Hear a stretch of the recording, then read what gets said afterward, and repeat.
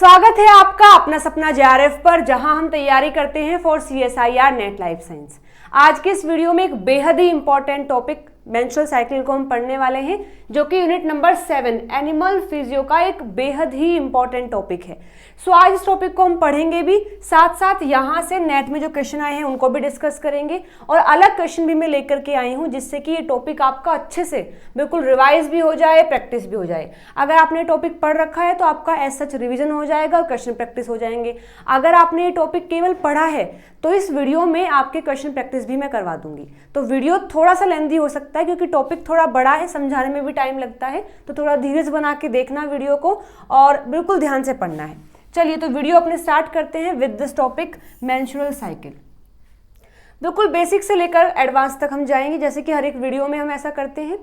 सबसे पहले मैं बताऊंगी कि रिप्रोडक्टिव साइकिल क्या होती है। तो देखो, फीमेल जो होती है उसके पास नेचर ने एक ड्यूटी देके रखी है कि तुम्हें एक नए ऑर्गेनिज्म को अपनी बॉडी के अंदर रखना है और उसको डेवलप करना है। हालांकि नया ऑर्गेनिज्म बनाने में एक मेल का रोल भी होता है, अगर हम सेक्सुअल रिप्रोडक्शन की बात कर रहे हैं, लेकिन मेल का रोल इतना होता है कि बस उसको स्पर्म देना होता है या फिर मेल गैमिट देना होता है।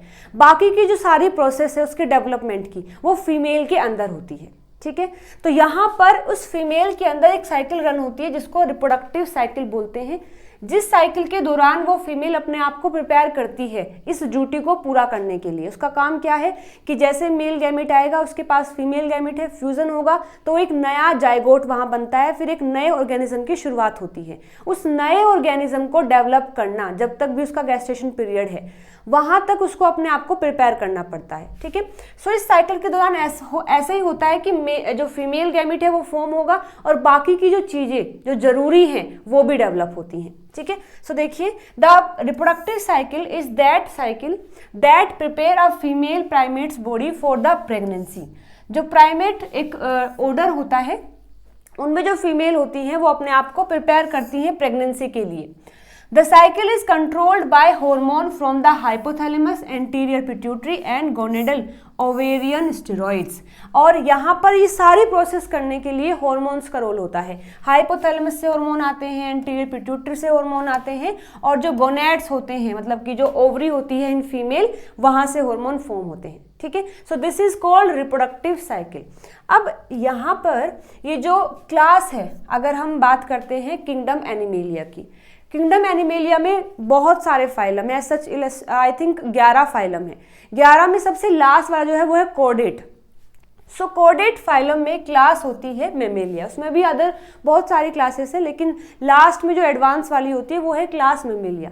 क्लास मेमेलिया के अंदर दो ऑर्डर को हम, मतलब ऑर्डर बहुत सारे होते हैं लेकिन दो में डिफाइन कर रहे हैं, ऑर्डर प्राइमेटा और ऑर्डर नॉन प्राइमेटा। मतलब प्राइमेटा से अलग जितने भी ऑर्डर हैं वो सब हमने यहाँ रख लिए हैं, और जो ऑर्डर प्राइमेटा है वो हमने यहाँ रख लिया है। सो ऑर्डर प्राइमेटा की जो फीमेल होती हैं उनमें भी रिप्रोडक्टिव साइकिल चलती है, और जो नॉन प्राइमेटा की है उनमें भी रिप्रोडक्टिव साइकिल चलती है। लेकिन यहाँ पर जो रिप्रोडक्टिव साइकिल चलती है उसको मेंस्ट्रुअल साइकिल बोलते हैं, और यहाँ पर जो चलती है उसको ओस्ट्रस साइकिल बोलते हैं। ऐसा इसलिए, देखो यहाँ मेंस्ट्रुअल साइकिल में क्या होता है कि दोनों ही साइकिल के दौरान, देखो दोनों ही क्या है, रिप्रोडक्टिव साइकिल है, ये भी और ये भी। और अभी हम पढ़ के आए हैं रिप्रोडक्टिव साइकिल में एक फीमेल अपने आप को प्रिपेयर करती है फॉर द प्रेगनेंसी। यहाँ पर एंडोमेट्रियम, मैं तुम्हें बताऊंगी आगे, एंडोमेट्रियम एक वॉल होती है जो कि डेवलप होती है in the response of pregnancy. So menstrual cycle में या फिर ऑर्डर प्राइमेटा की जो फीमेल है उनमें एंडोमेट्रियम की फॉर्मेशन होती है हर एक साइकिल में, और अगर फ्यूजन नहीं हुआ है, अगर मेल गैमेट नहीं आया है, तो ये एंडोमेट्रियम ब्रेक हो जाती है, क्योंकि जिस काम के लिए बनी है वो काम नहीं हुआ तो ये ब्रेक हो जाएगी, और ब्रेक होकर के बॉडी में नहीं रहती है, बॉडी से बाहर आ जाती है। ठीक है, जिसको हम ब्लीडिंग या मेंसेस बोलते हैं। तो अगर ऐसा होता है कि एंडोमेट्रियम बनी है, फ्यूजन अगर नहीं हुआ तो ब्रेक हो जाएगी, और ब्रेक होकर के बॉडी से बाहर आ गई है, उसे बोलते हैं मेंस्ट्रुअल साइकिल, जो कि मंकीज के अंदर मिलती है, एप्स के अंदर मिलती है और ह्यूमंस के अंदर मिलती है। ठीक है, जबकि ओस्ट्रस साइकिल में क्या होता है कि एंडोमेट्रियम यहाँ पर भी फॉर्म होगी एवरी मंथ, एंड अगर फ्यूजन नहीं हो पाया है, मेल गैमेट नहीं आ पाया है, तो यहाँ पर भी एंडोमेट्रियम ब्रेक होती है, क्योंकि जिस काम के लिए बनी है वो नहीं हुआ तो ब्रेक हो जाएगी। लेकिन यहाँ ब्रेक होकर के बॉडी से बाहर नहीं आती है, बॉडी में ही उसको रीअब्जॉर्ब कर लिया जाता है। ठीक है, क्या करते हैं, बॉडी में ही उसको रीअब्जॉर्ब कर लिया जाता है, वेजाइना से वो बाहर नहीं आती।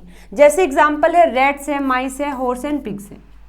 ठीक है, अब बात आती है, हम पढ़ रहे हैं मेंस्ट्रुअल साइकिल को, यानी कि एंडोमेट्रियम बनेगा, फ्यूजन नहीं हुआ तो वो बॉडी से बाहर आ जाएगा। ये मंकीज के अंदर मिलता है, एप्स के अंदर मिलता है और ह्यूमन के अंदर मिलता है। तो देखो ह्यूमन के अंदर तो हमें पता है कि ह्यूमन की जो फीमेल होती है उनमें वो मिलता है, बिल्कुल मिलता है, लेकिन बंदरों में भी ऐसा देखने को मिलता है, ये बिल्कुल ही नई बात है। लेकिन अभी हमने पढ़ा है कि जो मंकीज हैं, एप्स हैं, उनमें भी मेंस्ट्रुअल साइकिल होती है। ठीक है, the ostrich cycle is the main reproductive cycle of non primate vertebrates. ठीक है, फॉर एग्जाम्पल रैट्स है, माइस है, हॉर्स है, पिग्स है, have this form of reproductive cycle. The primates like monkey है, एप्स है, मैन है, undergo the menstrual cycle. Okay, menstrual bleeding in non human primates is minimal. अब हमने पढ़ा है कि मेंस्ट्रुअल साइकिल में ब्लीडिंग होती है। एग्जाम्पल देखा, मंकी है, एप्स है और मैन है। सो जो नॉन ह्यूमन होते हैं, जैसे कि मंकी आ जाएगा और एप्स आ जाएगा, उनमें भी ब्लीडिंग होती है, लेकिन बहुत ही मिनिमम, बहुत मिनिमम। जैसे अगर हम फीमेल की बात करें, जो ह्यूमन में फीमेल होती है, उसमें मेंसेस 1 से 5, 1 से 7 तक हो सकते हैं, मतलब इतने डेज तक चल सकते हैं और काफ़ी फ्लो भी ज़्यादा होता है ब्लड का। लेकिन जो नॉन ह्यूमन प्राइमेट्स हैं उनमें बहुत ही मिनिमम ब्लीडिंग होती है, क्योंकि एज सच उनके पास इतना डेवलप्ड सिस्टम नहीं है कि वो उन चीज़ों को मैनेज कर सके। ठीक है, तो वहां पर नेचर ने उनके अंदर बहुत ही कम ब्लीडिंग रखी है। तो देखिए, the menstrual cycle occur in humans and primates. It is monthly cycle that prepare a women bodies for pregnancy. ये एक मंथ वाइज साइकिल चलती है जिसमें एक वुमेन अपने आप को प्रेगनेंसी के लिए प्रिपेयर कर रही होती है। The cycle begins with the first day of women's period and ends with the first day of her next period. मतलब एक मेंस्ट्रुअल साइकिल को हम कब मानते हैं कि वो स्टार्ट हुई है, जब उस विमेन के पीरियड स्टार्ट होते हैं, यानी कि ब्लीडिंग स्टार्ट होती है। सो ब्लीडिंग का फर्स्ट डे ही साइकिल का फर्स्ट डे होता है। हम डिटेल में भी इसको पढ़ेंगे। ठीक है, the average menstrual cycle last 28 days but can range from 21 to 45 days. मतलब कि मेंस्ट्रुअल साइकिल का एवरेज टाइम हम मान के चलते हैं कि 28 डेज की वो साइकिल होती है। यानी अगर मानो फर्स्ट डे से स्टार्ट हुई तो 28 डे में वो कंप्लीट हो जाएगी, फिर नई स्टार्ट होगी। लेकिन ऐसा नहीं है कि 28 से डेज अगर कम या ज़्यादा होते हैं तो वो एबनॉर्मल कंडीशन है, ऐसा नहीं है। अगर 21 से 45 तक वेरी हो रहा है, यानी अगर साइकिल किसी के अंदर 21 की है तो नॉर्मल है, 22 भी नॉर्मल है, 3 भी, 4 भी, 5, 6, 7, 8, 9, 10 और आगे 45 डेज तक भी अगर हो रही है तो ये कंडीशन भी नॉर्मल है। लेकिन एवरेज अगर देखा जाए तो मोस्टली 28 डेज की होती है। ठीक है, सो अब बारी है पूरे कंप्लीट मेंस्ट्रुअल साइकिल को पढ़ने की। जो बेसिक सी बातें वो मैंने तुम्हें बता दी हैं कि प्राइमेटा जो ऑर्डर होता है वहाँ पर मेंस्ट्रुअल साइकिल होती है, मतलब उनकी रिप्रोडक्टिव साइकिल को मेंस्ट्रुअल साइकिल बोलते हैं। और जो नॉन प्राइमेटा वाले ऑर्डर हैं वहाँ पर उनकी रिप्रोडक्टिव साइकिल को हम ओस्ट्रस साइकिल बोलते हैं, जिसमें एज सच ब्लीडिंग नहीं होती है। काम सेम होगा कि एंडोमेट्रियम बनेगा भी, ब्रेक भी होगा, लेकिन बॉडी उसको फिर से रीअब्जॉर्ब कर लेती है अंदर ही, बाहर उसको फ्लो नहीं होने देती है। लेकिन मेंस्ट्रुअल साइकिल में एंडोमेट्रियम बनती है, अगर फ्यूजन नहीं हुआ तो ब्रेक हो जाएगी और ब्रेक होकर के बॉडी से बाहर आ जाती है, तो उसको हम मेंस्ट्रुअल साइकिल बोलते हैं। ठीक है, सो देखिए, अब ऐसा नहीं है कि किसी भी फीमेल में, अच्छा हम यहाँ बात कर रहे हैं ह्यूमन के अंदर जो मेंस्ट्रुअल साइकिल होती है, हमने पढ़ा ना कि मंकी के अंदर भी होती है, एप्स के अंदर भी होती है। यहाँ जो हम पढ़ रहे हैं बेसिकली वो टारगेट है हमारा ह्यूमंस के अंदर, यानी कि जो ह्यूमन फीमेल है उसमें जो मेंस्ट्रुअल साइकिल होती है उसको हम पढ़ रहे हैं। ठीक है, सो ऐसा नहीं होता है कि बाय बर्थ ही वो साइकिल स्टार्ट हो जाती है, क्योंकि नेचर ने भी सोचा है कि अगर बाय बर्थ स्टार्ट कर देंगे तो वो जो फीमेल है, जो गर्ल है, वो इतनी प्रिपेयर नहीं है कि उन चीज़ों को हैंडल कर सके। ठीक है, सो जब प्यूबर्टी हिट होती है उस दौरान फर्स्ट साइकिल ये स्टार्ट हो जाती है। सो जब ये फर्स्ट टाइम होती है, ये साइकिल जब बॉडी में फर्स्ट टाइम होती है एट द एज ऑफ 11-13, जिसको प्यूबर्टी की एज बोलते हैं कि इस टाइम पर प्यूबर्टी हिट होती है, उसको बोलते हैं मेनार्क। और ऐसा भी नहीं है कि टिल डेथ तक ये साइकिल चलती रहती है, उससे पहले ही खत्म हो जाती है, जिसको लगभग माना गया है 45 से 50 ईयर में ये पॉज हो जाती है, मतलब उसके बाद फिर ये साइकिल नहीं होती, उसको बोलते हैं मेनोपॉज। सो जब फर्स्ट साइकिल होती है बॉडी में उसको मेनार्क बोलेंगे, और जब ये लास्ट टाइम होती है उसको मेनोपॉज बोलेंगे।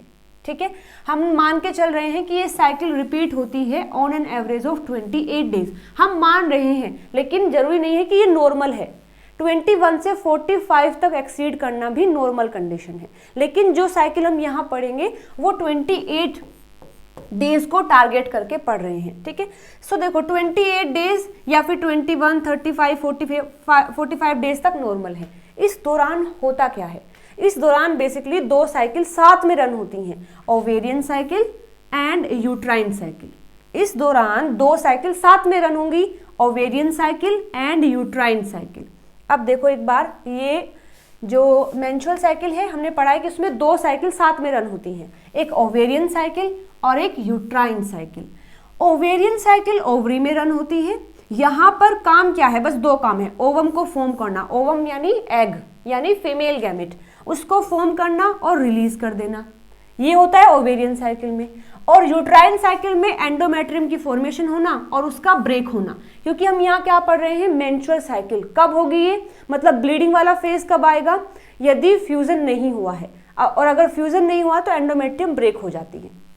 ठीक है, इसको कंप्लीट होने यानी ओवम को बनने से रिलीज होने तक 3 फेज आती हैं, follicular phase, ovulatory phase and luteal phase. Follicular phase 6 से 13, अगर हम मान रहे हैं फर्स्ट डे है, सेकंड है, थर्ड है, फोर्थ है, फिफ्थ है, सिक्स्थ है, सो ये जो स्टेज है फॉलिकुलर फेज, ये 6 डे से स्टार्ट होकर 13 डेज तक रहती है। ओव्यूलेटरी फेज 14th डे पर होती है, और ल्यूटियल फेज 15 यानी कि 14 के बाद 15 से लेकर के 28 जो कि साइकिल का एंड डे होगा तब तक रहेगी। ठीक है, और ये जो यूट्राइन साइकिल है उसको भी फर्दर 3 फेज में डिवाइड किया गया है। मेंस्ट्रुअल फेज जो कि 1 से 5 यानी कि साइकिल का फर्स्ट डे जो ब्लीडिंग होती है, ब्लीडिंग का फर्स्ट डे ही साइकिल का फर्स्ट डे है, सो मेंस्ट्रुअल फेज बोलते हैं उसको, जो कि 1 से 5 तक रहती है। उसके बाद आता है प्रोलिफरेटिंग फेज जो कि 6 से 13 रहती है। फिर आता है सिक्रीटरी फेज जो कि 15 से 28 तक रहती है।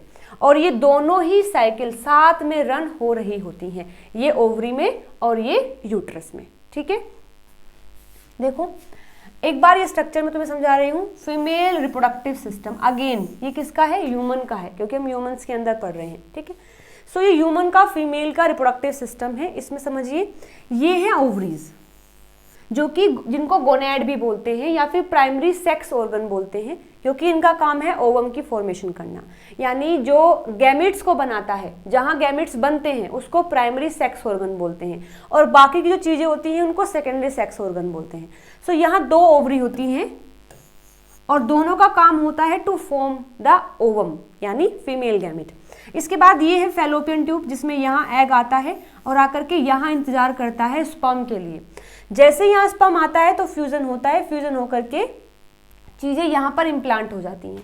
अब ये है फैलोपियन ट्यूब, इसके बाद ये वाला पार्ट आता है जिसे बोलते हैं यूट्रस। ठीक है, सो ये ओवरी है, ये फैलोपियन ट्यूब है। फैलोपियन ट्यूब में ये वाला पार्ट फिम्ब्रिया होती हैं जो कि एग को कैप्चर करने में हेल्प करती हैं। ये इनफंडिबुलम वाला पार्ट होता है, ये एम्पुला होता है और ये स्थमस होता है।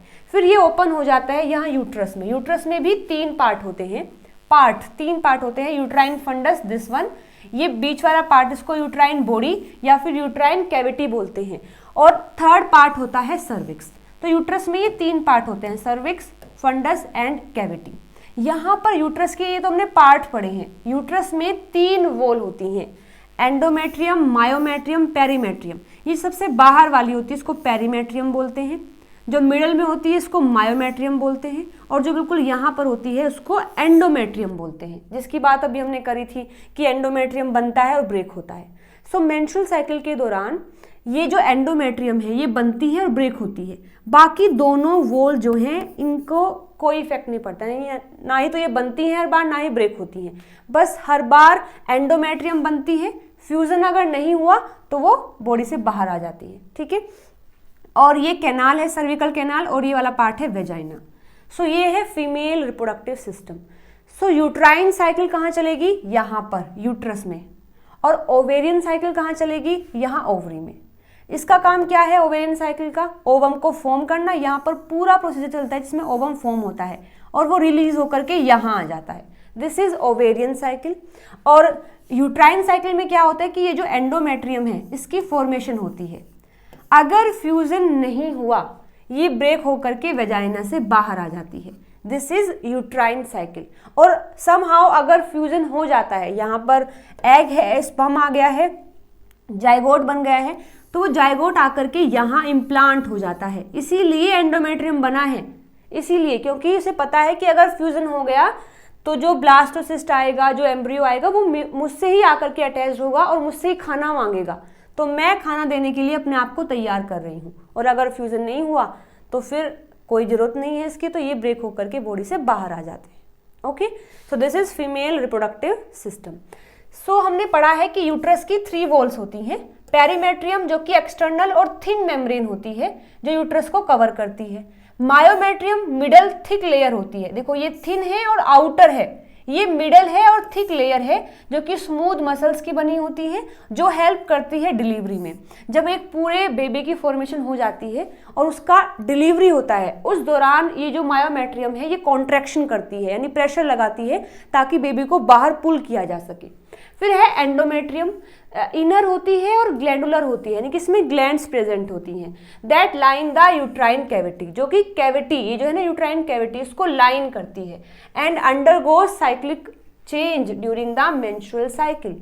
जब मेंस्ट्रुअल साइकिल होती है तो उसमें केवल एंडोमेट्रियम में चेंज होता है, बाकी सारी अनचेंज रहती हैं। ओके, आगे देखिए।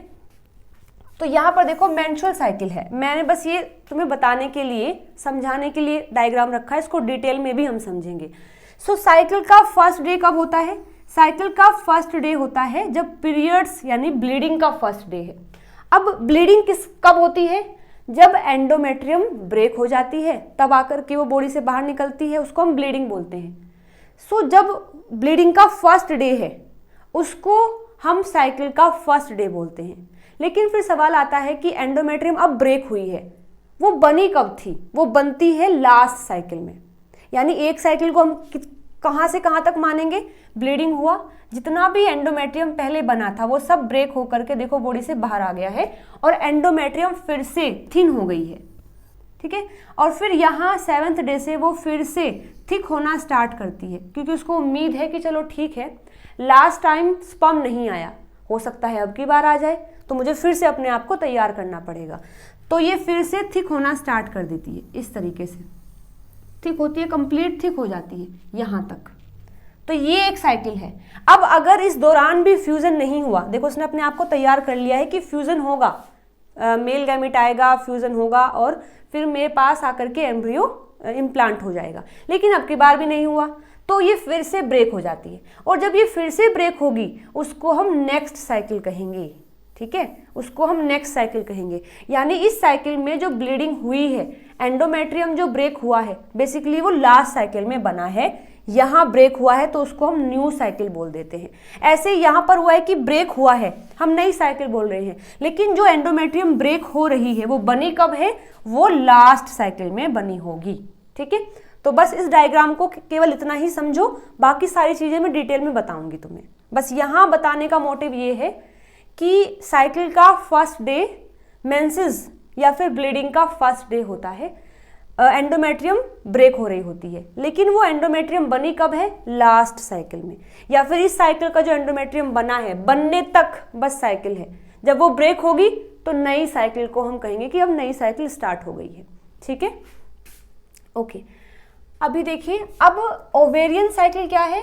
जो कि ओवरी में होती है।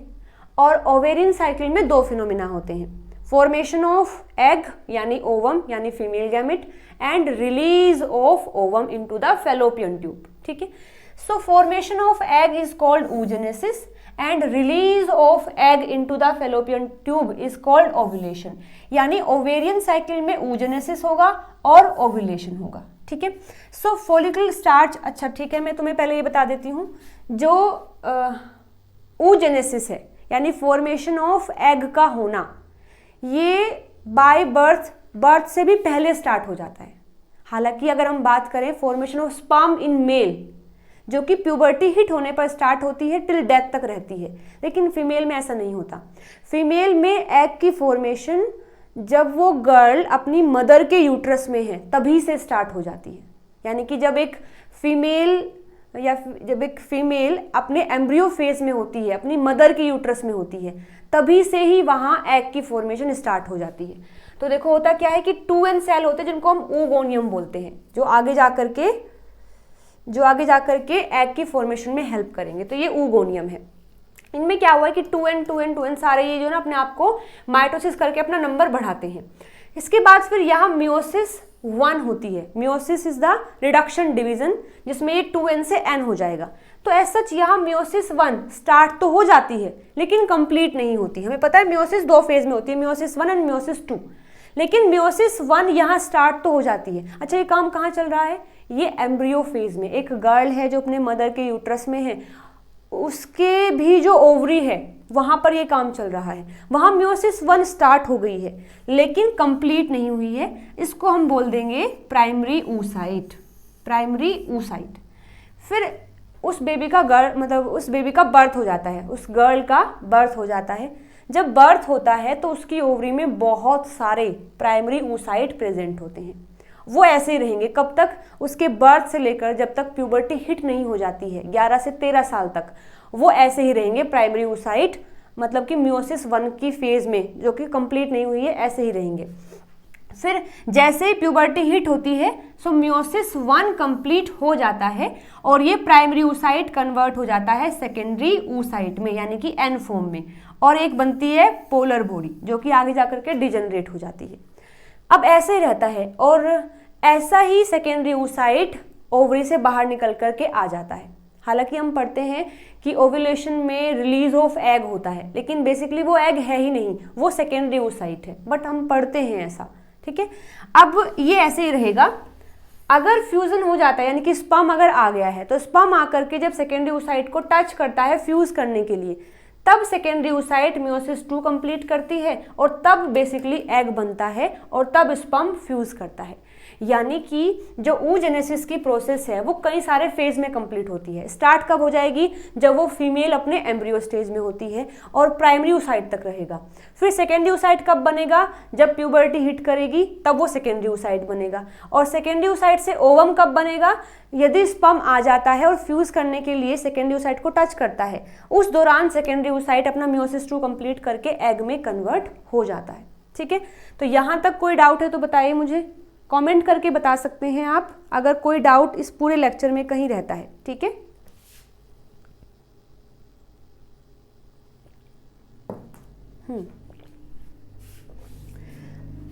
अच्छा, तो मुझे एक बात और बतानी है, ये प्राइमरी oocyte है, ठीक है, जिसको इसी फेज में रहना है बर्थ से लेकर के 11 से 13 साल तक। इसको ऐसे ही रहना है जैसे ये फिलहाल है। उसको ऐसे नहीं रखा जा सकता, इसको कुछ एक्स्ट्रा प्रोटेक्शन दिया जाता है कि देखो तुम्हें अभी 11 से 13 साल तक ऐसे ही रहना है, तो हम तुम्हें एक एक्स्ट्रा प्रोटेक्शन दे देते हैं। वो प्रोटेक्शन क्या होता है? देखो, follicle structure that enclose oocyte, female gametocyte that divides to form egg cell in a cavity covered by the granulosa cell। जैसे ये प्राइमरी oocyte है, दिस वन, जो कि मियोसिस 1 में अरेस्ट हो गया है। कहाँ पर अरेस्ट होता है? प्रोफेज 1 में। आपने अगर मियोसिस के बारे में पढ़ा है तो पता होगा, प्रोफेज 1 होता है, उसमें भी कई सारी फेज होती हैं, फिर मेटाफेज 1, एनाफेज 1, टेलोफेज 1। तो प्रोफेज 1 जो है वहां पर उसको अरेस्ट कर दिया गया है। सो ये प्राइमरी oocyte है। अब इसको प्रोटेक्शन ये दिया जाता है कि इसके चारों तरफ कुछ सेल से कवरिंग कर दी जाती है। इन सेल को बोलते हैं ग्रेनुलोसा सेल। क्या बोलेंगे? Granulosa cell. तो अभी तो ये प्राइमरी oocyte था, लेकिन जैसे ही इसके पास ये सेल आ गए हैं, जीसी सेल, तो इसको हम बोल देते हैं प्राइमरी फॉलिकल। इसको हम बोलेंगे प्राइमरी फॉलिकल, ठीक है, प्राइमरी फॉलिकल इसको हम ऐसे बोल देते हैं। और ये प्राइमरी फॉलिकल कब तक रहेगा? बर्थ से लेकर के 11 to 13 ईयर तक ये ऐसे ही रहेगा। जब प्यूबर्टी हिट करेगी तो ये प्राइमरी फॉलिकल फिर सेकेंडरी, टर्शरी ग्रेफिन में कन्वर्ट होता है और अंदर का जो प्राइमरी oocyte है वो सेकेंडरी oocyte में कन्वर्ट होता है, ठीक है, ओके। सो देखो यहाँ पर oogenesis is initiated during the embryonic development stage when a couple of millions gametes mother cells are formed within each fetal ovary, no more oogonium are formed and added after birth. देखो क्या लिखा है कि जो oogenesis है वो start हो जाती है एम्ब्रियोनिक डेवलपमेंट स्टेज में ही, जब वो गर्ल अपने एम्ब्रियो फॉर्म में है और मदर के यूट्रस में है, तभी वहां पर बहुत सारे, कितने, a couple of millions gamete mother cell यानी कि oogoनियम, जो आगे जाकर के एग की फॉर्मेशन करेंगे, वो उस फीटस की ओवरी में प्रेजेंट होते हैं। एक बार बर्थ हो जाएगा उसके बाद कोई भी नया oogoनियम फॉर्म नहीं होता है।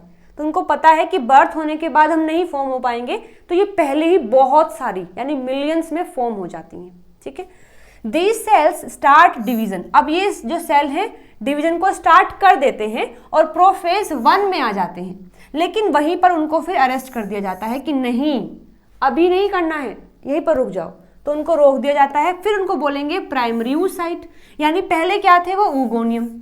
जैसे ही उन्होंने अपनी डिवीजन स्टार्ट कर दी, अब उनको बोलेंगे प्राइमरी oocyte। हालांकि डिफरेंस कुछ नहीं है, देखो oogoनियम क्या है, 2n है, ये भी फिलहाल 2n ही है, बट बस क्या हुआ है कि इसने डिवीजन स्टार्ट कर दिया है, वो उस फेज में एंटर कर गया है, तो उसको हम प्राइमरी oocyte बोल देते हैं। Each primary oocyte then get surrounded by a layer of granulosa cells and is called primary follicle. अब ये जो प्राइमरी oocyte है उनके बाहर एक सेल की कवरिंग कर देते हैं, जिसको हमने बोला है primary follicle. A large number of these follicles degenerate during the phase from birth to puberty. हमने पढ़ा है कि बर्थ जब होता है तो बहुत सारे फॉलिकल होंगे, बर्थ से प्यूबर्टी तक आने में यानी ये 11 से 13 साल में बहुत सारे प्राइमरी फॉलिकल डिजेनरेट भी हो जाते हैं। ठीक है, और लास्ट में बचते कितने हैं, एट प्यूबर्टी पर अगर हम देखेंगे only 60,000 to 80,000 primary follicles are left in each ovary. देखो जब वो अपने एम्ब्रियो फेज में थी तब तो उसके पास मिलियंस ऑफ oogoनियम, मिलियंस ऑफ प्राइमरी oocyte और मिलियंस ऑफ प्राइमरी फॉलिकल थे। बर्थ हो गया उसका, उसकी ओवरी में बहुत सारे बिलियंस ऑफ प्राइमरी फॉलिकल है, लेकिन जैसे ही बर्थ के बाद प्यूबर्टी तक आए तब हम देखें अगर उसकी ओवरी को, तो उसमें केवल 60 से 80 हजार प्राइमरी फॉलिकल ही रहेंगे हर एक ओवरी में, मतलब एक ओवरी में 60 और दूसरी ओवरी में भी 60,000। ठीक है, इस तरीके से होता है क्योंकि बर्थ से लेकर के प्यूबर्टी तक कई सारे प्राइमरी फॉलिकल डिजेनरेट हो जाते हैं। अब देखो ये दिखाया गया है ओवरी का स्ट्रक्चर, फीमेल की जो ओवरी होती है उसका स्ट्रक्चर दिखाया गया है। सो हमें पता है कि एग की फॉर्मेशन कहाँ हो रही है, ओवरी में हो रही है। तो जैसे ही एक फीमेल का बर्थ होता है तो उसकी ओवरी में बहुत सारे प्राइमरी फॉलिकल प्रेजेंट होंगे। ठीक है, वो ऐसे ही रहेंगे कब तक, जब तक प्यूबर्टी हिट नहीं हो जाती। जैसे ही प्यूबर्टी हिट होगी सो ये प्राइमरी फॉलिकल कन्वर्ट हो जाते हैं सेकेंडरी फॉलिकल में, सेकेंडरी फॉलिकल में, फिर सेकेंडरी कन्वर्ट होता है टर्शरी फॉलिकल में, टर्शरी कन्वर्ट होता है ग्रेफियन फॉलिकल में, ग्रेफियन फॉलिकल फिर रप्चर होकर के उसके अंदर जो ओवम है, और ये ओवम नहीं है, मैंने तुम्हें बता दिया है ये सेकेंडरी oocyte है, लेकिन हम ओवम पढ़ते हैं, ठीक है, बट तुम्हें पता होना चाहिए कि ये सेकेंडरी oocyte होता है, उसको रिलीज कर दिया जाता है। जैसे रिलीज होगा तो उसको बोलेंगे ओव्यूलेशन। तो यहाँ तक क्या था, oogenesis, और यहाँ क्या हुआ, ओव्यूलेशन। इतना ही होता है ओवेरियन साइकिल के अंदर। इसके बाद जो बचा हुआ पार्ट है उसको हम बोल देते हैं कॉर्पस ल्यूटियम, जिसका बहुत इंपॉर्टेंट रोल होता है मेंस्ट्रुअल साइकिल में। आगे मैं तुम्हें समझाऊंगी। ठीक है, तो आई होप यहाँ तक बातें समझ आ गई होंगी। अब आगे देखो, ये सेम डायग्राम है, ये ओवरी है, ओवरी का जो ये वाला पार्ट है इसको हम कॉर्टेक्स बोलते हैं, और अंदर वाला पार्ट उसको मेडुला बोलते हैं, यानी कि जहाँ पर ये ब्लड वेसल्स होती हैं, नर्व वेसल्स होती हैं, उनको तो बोलेंगे मेडुला वाला पार्ट, दिस वन। और ये बाहर जहाँ एग की फॉर्मेशन हो रही है, ये फॉलिकल्स बन रही हैं, इसको हम कॉर्टेक्स बोलते हैं। ठीक है, सो कॉर्टेक्स में प्राइमरी फॉलिकल है, ये कन्वर्ट होता है सेकेंडरी में। कब, जब प्यूबर्टी हिट करेगी तो कुछ हार्मोन्स आकर के इसको स्टिमुलेट करते हैं to convert into the secondary follicle. फिर टर्शरी फॉलिकल आएगा, फिर मैच्योर या फिर ग्रेफियन फॉलिकल आएगा, फिर ये रप्चर हो जाता है, रप्चर होकर के ये जो सेकेंडरी oocyte है या फिर ओवम है उसको रिलीज कर देता है, और ये आ जाता है फिर फैलोपियन ट्यूब के अंदर। छोटा सा डिस्क्रिप्शन दे रही हूँ कि किस तरीके से प्राइमरी सेकेंडरी फॉलिकल बनते हैं। सो देखो, जैसे ही पार्चुरेशन हुआ किसी भी बेबी गर्ल का, तुम एक सोचो इस चीज को कि एक गर्ल है जिसका अभी डिलीवरी हुआ है, अगर तुम उसकी ओवरी को देखोगे, इसकी ओवरी का अगर हम देखें माइक्रोस्कोप में तो क्या मिलेगा हमें, मिलियंस ऑफ प्राइमरी फॉलिकल हमें देखने को मिलेंगे। कितने, millions of primary follicle ovary के अंदर। ठीक है, अब वो प्यूबर्टी पर आ गई है, वो गर्ल जिसका बर्थ हुआ था, जिसकी ओवरी में बहुत सारे फॉलिकल थे, बहुत सारे इन द सेंस मिलियंस थे, अब वो प्यूबर्टी को हिट कर गई है, मतलब 11 से 13 साल की हो गई है। तो हम अब उसकी ओवरी को अगर देखें तो उसकी ओवरी में केवल 60 to 80,000 फॉलिकल्स ही रह गए हैं, और इस दौरान बहुत सारे प्राइमरी फॉलिकल ने अपने आप को डिजनरेट कर दिया है। इसको बोलते हैं फॉलिकुलर एट्रेशिया। ठीक है, यानी फॉलिकल्स का डिजनरेट होना इज कॉल्ड फॉलिकुलर एट्रेशिया, जो कि डिलीवरी से लेकर के प्यूबर्टी तक हो जाता है। जैसे ही प्यूबर्टी हिट करती है, सो हाइपोथैलेमस जो होता है, हमारा जो ब्रेन का हिस्सा है हाइपोथैलेमस, वो एक हार्मोन को रिलीज करता है जिसका नाम है GnRH, गोनेडोट्रोपिन रिलीजिंग हार्मोन। और ये हार्मोन आकर के, जिसको हम GnRH बोल रहे हैं, ये आकर के एक्ट करता है एंटीरियर पिट्यूटरी पर। पिट्यूटरी क्या है, एक मास्टर ग्लैंड होती है जो कि हार्मोन्स को, बहुत सारे हार्मोन्स को रिलीज करती है। उसके पास 2 लोब होते हैं, एंटीरियर पिट्यूटरी, पोस्टीरियर पिट्यूटरी। सो ये GnRH एक्ट करता है एंटीरियर पिट्यूटरी पर, और ये एंटीरियर पिट्यूटरी 2 हार्मोन रिलीज करती है, LH luteinizing hormone, FSH follicular stimulating hormone. अब ये FSH जाकर के ब्लड में मिक्स हो जाता है और ब्लड उसको लेकर के जाता है ओवरी के पास। अब ओवरी में जो प्राइमरी फॉलिकल है उसको स्टिमुलेट करता है। अब प्राइमरी फॉलिकल में क्या है, बीच में प्राइमरी oocyte है, बाहर है GC सेल और G सेल है, और इन दोनों को मिलाकर हमने बोला है प्राइमरी फॉलिकल। सो ये जो FSH आया है, फॉलिकल स्टिमुलेटिंग हार्मोन, जैसे कि नाम से इंडिकेशन है, ये फॉलिकल्स को स्टिमुलेट करेगा डेवलप होने के लिए। तो ये आकर के स्टिमुलेट करता है प्राइमरी फॉलिकल को, ताकि वो सेकेंडरी, टर्शरी, मैच्योर फॉलिकल में कन्वर्ट हो जाए। ठीक है, तो ये प्रोसेस चलता है। ये होता है बर्थ के टाइम पर, जब प्यूबर्टी हिट होती है तो ये हार्मोन रिलीज होता है, या फिर ऐसा कह सकते हैं कि जब ये हार्मोन बनना स्टार्ट होता है तब प्यूबर्टी हिट करती है, या फिर ऐसा बोल सकते हैं कि जब प्यूबर्टी आती है तो ये हार्मोन बनना स्टार्ट हो जाता है, जिससे कि ये फॉलिकल बनेगा और आगे की सारी चीजें होंगी। सो आई होप यहाँ तक बातें समझ आ गई हैं। अभी देखिए, जो हार्मोन्स की हमने बात करी है, जो उसमें इन्वॉल्व हुए हैं, वो कहाँ कहाँ से आए हैं। तो सबसे पहले इसमें रोल होता है हाइपोथैलेमस का। सबसे पहले रोल है हाइपोथैलेमस। हाइपोथैलेमस एक हार्मोन रिलीज करता है, that is GnRH, gonadotropin releasing hormone, यानी कि ऐसा हार्मोन जो कि गोनेडोट्रोपिन को रिलीज करवाएगा। और फिर ये एक्ट करता है एंटीरियर पिट्यूटरी पर। एंटीरियर पिट्यूटरी पर ये एक्ट करता है, याद रखना है एंटीरियर। और ये रिलीज करती है 2 hormone, luteinizing hormone and follicular stimulating hormone. ठीक है, अब ये हार्मोन, ये दोनों हार्मोन एक्ट करते हैं ओवरी पर। ये एक्ट करते हैं ओवरी पर, ओवरी पर एक्ट करते हैं। ओवरी इनके रिस्पेक्ट में बनाती है एस्ट्रोजन, और इसके रिस्पेक्ट में बनाती है प्रोजेस्टेरोन।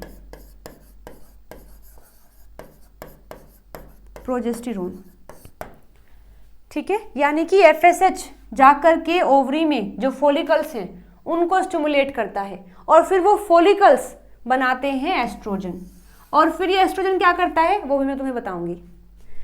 LH एक्ट करेगा अगेन ओवरी पर, और उसको स्टिमुलेट करेगा कि एग बन गया है, अब बारी है कि उसको रिलीज कर दिया जाए। सो LH ओवरी पर एक्ट करता है ओव्यूलेशन करवाने के लिए। ठीक है, FSH ओवरी पर एक्ट करता है oogenesis करवाने के लिए। ठीक है, सो FSH ओवरी पर एक्ट कर रहा है ताकि oogenesis हो जाए, यानी एग की फॉर्मेशन हो जाए, और LH एक्ट कर रहा है ओवरी पर ताकि ओव्यूलेशन हो जाए। ठीक है, जब oogenesis हो रही होती है तो एस्ट्रोजन रिलीज होता है, और जब ओव्यूलेशन हो जाता है उसके बाद प्रोजेस्टेरोन सिक्रीट होता है। ठीक है, सो ये हार्मोन है GnRH, LH, FSH, estrogen, progesterone. GnRH hypothalamus का हार्मोन है, LH FSH पिट्यूटरी के हार्मोन है, एस्ट्रोजन प्रोजेस्टेरॉन ओवरी के हार्मोन है। ठीक है, आगे देखिए, पिट्यूटरी के जो हार्मोन है, development of the follicles is stimulated by production of follicle stimulating hormone that is FSH by pituitary gland. So pituitary से जो हार्मोन आते हैं LH एंड FSH। FSH क्या करवाता है, फॉलिकल्स को स्टिमुलेट करता है ताकि डेवलपमेंट ऑफ फॉलिकल्स, ये FSH क्या करता है, फॉलिकल्स को स्टिमुलेट करवाता है फर्दर ग्रो करने के लिए। जबकि LH जो है that is luteinizing hormone which cause the follicles to rupture, ये जब फॉलिकल्स पूरी बन जाती हैं उनको रप्चर करवाता है ताकि ओव्यूलेशन हो जाए, यानी जो एग बना है वो बाहर आ जाए। LH also cause ruptured follicles to luteinized, और जैसे देखो ये है ग्रेफियन फॉलिकल है जो कंप्लीट मैच्योर हो गया है, उसके अंदर ये एग है। जैसे ही ये ब्रेक होता है यहां से एग बाहर निकल जाता है, ये एग बाहर आ गया है, इसके बाद ये पार्ट जो है इसका क्या होगा, ये कन्वर्ट हो जाता है कॉर्पस ल्यूटियम में। किसने किया, ये LH ने ही किया है। So LH also cause ruptured follicle जो कि ये है to luteinized forming a transitory endocrine organ called corpus luteum. ये इसको कॉर्पस ल्यूटियम में कन्वर्ट कर देता है और फिर ये कॉर्पस ल्यूटियम हॉर्मोन्स को रिलीज करता है। ठीक है, सो ये काम FSH का है और ये काम LH का है। आगे देखिए, अब इनके रिस्पेक्ट में ओवरी क्या करती है, हॉर्मोन्स रिलीज करती है। तो ओवरी रिलीज करेगी estrogen. Ovarian hormones released by secondary tertiary graafian follicles corpus luteum. Estrogen कौन रिलीज करता है, ओवेरियन हार्मोन रिलीज करते हैं। एक मिनट, एस्ट्रोजन क्या है, एक ओवेरियन हार्मोन है जो रिलीज किया है सेकेंडरी टर्शरी ग्रेफियन फॉलिकल्स ने, और कॉर्पस ल्यूटियम जो बनता है वो भी एस्ट्रोजन रिलीज करता है। It will transfer to the uterus by blood stream and to make the endometrium. ठीक है, एस्ट्रोजन क्या है, बना है, फिर वो जाएगा ब्लड में, ब्लड से जाएगा यूट्रस में, और यूट्रस से क्या करेगा, एंडोमेट्रियम को बनाएगा। ठीक है, प्रोजेस्टेरॉन ओवेरियन हार्मोन है जो रिलीज करता है corpus luteum. It will transfer to the uterus to form glands in the endometrium for glycogen secretion. Glycogen provide food to embryo if fertilization occur. अब ये जो प्रोजेस्टेरॉन है ये जाता है यूट्रस में और जो एंडोमेट्रियम बनी है उसको उसमें ग्लैंड्स की फॉर्मेशन कर देता है जो कि ग्लाइकोजन का सिक्रेशन करवाता है, और यदि फ्यूजन हो जाता है और जो एम्ब्रियो आता है उसके फूड का इंतजाम करता है प्रोजेस्टेरॉन। साथ साथ में एंडोमेट्रियम को मेंटेन भी करता है। ठीक है, सो एक बार ठीक है इस डायग्राम को समझूं कि इसमें क्या बताया गया है। देखिए, सबसे पहले ये है प्राइमरी फॉलिकल। यदि हम यहाँ पर क्या पढ़ रहे हैं, oogenesis को देख रहे हैं एज सच। ठीक है, सो ये है प्राइमरी फॉलिकल जिसमें ये प्राइमरी oocyte है और अंदर क्या है, GC जो G सेल है उनकी लेयर है यहाँ पर। इसको कंप्लीट हमने क्या बोला है, प्राइमरी फॉलिकल बोला है, जिसमें अंदर क्या है, प्राइमरी oocyte है। अब ये चेंज होता है, उसमें 2 चेंजेस आते हैं, तब हम उसको बोलेंगे सेकेंडरी फॉलिकल। और इसमें ये चेंज आया क्यों है, क्योंकि यहाँ पर हार्मोन दैट इज FSH ये हार्मोन आकर के इसको स्टिमुलेट करता है कि तुम बहुत प्राइमरी हो गए हो, अब बारी है कि तुम सेकेंडरी हो जाओ। तो यहाँ 2 चेंज आते हैं। सबसे पहला तो ये कि ये जो G सेल हैं ये मल्टी लेयर्ड हो जाते हैं। अभी तक वो सिंगल लेयर थे लेकिन अब ये मल्टी लेयर्ड हो गए हैं। साथ साथ यहाँ पर एक और लेयर की फॉर्मेशन हो जाती है जिसको थिका लेयर बोलते हैं। ठीक है, सो 2 चेंज आए हैं। फर्स्ट ये कि मल्टी लेयर्ड हो गया है GC सेल, G सेल, और सेकंड चेंज ये आया है कि यहाँ पर थिका लेयर बन गई है। देखो ये जो येलो में है ये थिका लेयर है। ये करता क्या है, ये एस्ट्रोजन को फॉर्म करना स्टार्ट कर रहा है। ठीक है, सो हाइपोथैलेमस से GnRH आया, GnRH ने FSH बनवाया पिट्यूटरी से, FSH आकर के इस पर एक्ट कर रहा है और फिर बना है एस्ट्रोजन। परफेक्ट, GnRH FSH की वजह से फॉलिकल बना है और फॉलिकल ने एस्ट्रोजन को रिलीज किया है। ठीक है, फिर आगे अभी भी उसको FSH स्टिमुलेट कर रहा है कि तुम और चेंज करो, तो आगे 3 चेंज और करता है, जिसमें देखो कि सबसे पहले तो ये जो थीका लेयर थी जो कि सिंगल थी, अब ये भी डबल हो जाती है, जिसमें से एक को हम बोलते हैं theca interna the yellow one, और ये थीका एक्सटर्ना, तो ये एक चेंज आया है। सेकेंड चेंज देखो यहाँ पर क्या आता है, ये अभी भी प्राइमरी oocyte है, ये अभी भी प्राइमरी oocyte है, हालांकि फॉलिकल तो सेकेंडरी हो गया है लेकिन oocyte अभी भी अंदर प्राइमरी ही है। लेकिन जब ये टर्शरी फॉलिकल बनता है उस दौरान ये प्राइमरी oocyte मियोसिस फर्स्ट को कंप्लीट कर लेता है और सेकेंडरी oocyte में कन्वर्ट हो जाता है।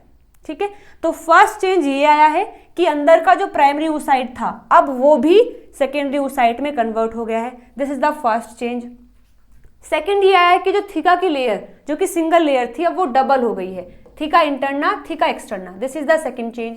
और थर्ड चेंज ये आया है कि यहाँ पर ये जो जी सेल की मल्टी लेयर्ड फॉर्म थी वो थोड़ा सेपरेट होकर के अपने आप को एडजस्ट करके यहाँ एक कैविटी की फॉर्मेशन कर देती है, दिस इज कॉल्ड एंट्रम या फिर एंट्रल कैविटी। सो क्वेश्चन इस तरीके से आ जाता है कि वो फॉलिकल जिसमें एंट्रम प्रेजेंट है वो कौन सा फॉलिकल है, सो वो टर्शरी फॉलिकल होता है। ठीक है, अब यहाँ पर ये और एस्ट्रोजन रिलीज करता है, जितना बड़ा फॉलिकल होता रहेगा उतना ही ज्यादा एस्ट्रोजन रिलीज करता रहेगा, तो ये और एस्ट्रोजन रिलीज करता है। ठीक है, इसके बाद फिर इसमें और चेंज होते हैं, एक चेंज आता है इसमें मेजर चेंज, एक चेंज की वजह से ही उसको हम टर्शरी से क्वेटरनरी या फिर मैच्योर या फिर ग्रेफिन फॉलिकल में डिक्लेयर कर देते हैं। होता क्या है कि ये जो सेकेंडरी oocyte जो बना है अंदर ये अपने बाहर एक और लेयर की फॉर्मेशन कर लेता है ताकि और एक्स्ट्रा प्रोटेक्शन मिल जाए। इसको पता है कि जैसे मैं बाहर निकलूंगी तो बहुत सारे स्पर्म मेरे पास आएंगे फ्यूज करने के लिए, इसीलिए मुझे अपना प्रोटेक्शन चाहिए ताकि सब मुझसे फ्यूज ना कर ले, केवल कुछ एक ही आकर, कुछ एक इन द सेंस केवल एक आकर के मुझसे फ्यूज करे, सारे फ्यूज ना कर ले, तो उस चीज को अभी सोच करके वो एक और लेयर डेवलप कर देती है जिसको बोलते हैं जोना पेलुसिडा, और ये एक नॉन सेलुलर लेयर है, यानी कि ये सेल से नहीं बनी हुई है। जैसे कि इसके बाहर देखो ये ब्लू वाली ये क्या है, जी सेल है, तो ये सेलुलर लेयर है, लेकिन जो बनी है अभी जोना पेलुसिडा ये नॉन सेलुलर है, किसकी बनी होती है, ग्लाइकोप्रोटीन की बनी होती है। सो टर्शरी और ग्रेफिन फॉलिकल में केवल इतना डिफरेंस है कि यहाँ पर इस सेकेंडरी oocyte के बाहर एक जोना पेलुसिडा लेयर बन गई है और ये सेकेंडरी oocyte ने ही बनाई है अपने एक्स्ट्रा प्रोटेक्शन के लिए, जो कि नॉन सेलुलर है और ग्लाइकोप्रोटीन की बनी होती है। अब ये और ज्यादा एस्ट्रोजन रिलीज करता है, देखो इसने केवल हमने दिखा रखा है 2 से किया है, 2 एस्ट्रोजन रिलीज किए हैं, 2 इन द सेंस की अमाउंट थोड़ा कम है, यहाँ पर 3 यानी ज्यादा, और जितना ज्यादा ये बड़ा हो गया उतने ही ज्यादा एस्ट्रोजन को ये रिलीज कर रहा है। ठीक है, इतना होने के बाद फिर बारी आती है LH हार्मोन की, ल्यूटेनाइजिंग हार्मोन, ये आकर के ओव्यूलेशन करवाता है, यानी कि इसको रप्चर करवा के ग्रेफिन फॉलिकल को इस सेकेंडरी oocyte को बाहर निकालता है। और जब ये सेकेंडरी oocyte बाहर निकलता है तो ये 2 लेयर के साथ में निकलता है, एक वो जो इसने खुद बनाई थी और एक जो ये जो GC सेल है ना इनकी लेयर होती है, तब जाकर के ये बाहर निकलता है। अब ये जो जी सेल है इनको ही हम बोल देते हैं कोरोना रेडिएटा। ठीक है, हम पढ़ते हैं ना कि जो ओवम है उसमें 2 लेयर हैं, एक जोना पेलुसिडा जो कि नॉन सेलुलर है इसने खुद बनाई है, और एक ये जी सेल की जिसको हम कोरोना रेडिएटा बोल देते हैं। ठीक है, ये सब प्रोसीजर हुआ है।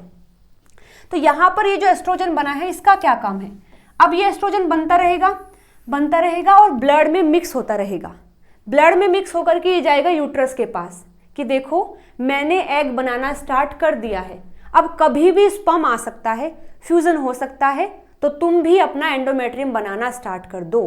सो ये जो एस्ट्रोजन होता है एक तरीके से यूट्रस को जाकर के इंडिकेशन देता है कि तुम भी एंडोमेट्रियम बनाना स्टार्ट कर दो, और एंडोमेट्रियम बनाने में ये मदद करता है। ठीक है, आई होप यहाँ तक बातें समझ आ गई हैं।